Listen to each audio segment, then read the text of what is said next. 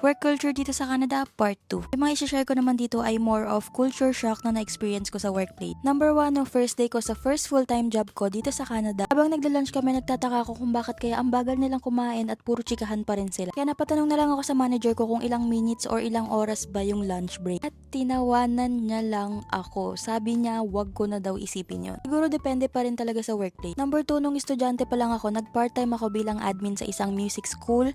At dahil hourly ako binabayaran doon, nagigilty ako every time na nauubos yung oras nang wala akong ginawa. Kaya no medyo bago pa lang ako, parang isang buong linggo ang aga kong umuwi. Hanggang sa napansin na ako ng manager ko at kinausap niya ako ng masinsinan, bakit daw ako umuwi ng maaga. Kaya sinabi ko sa kanya yung reason na nagigilty ako dahil hourly ako binabayaran pero wala akong ginagawa. At ito ang pinakamagandang sinagot niya sa akin. We pay you to do nothing. O diba bongga? Mga nagtatanong kung paano ba makahanap ng mga ganitong workplace hindi masyadong toxic, ang tip lang talaga na mabibigay ko ay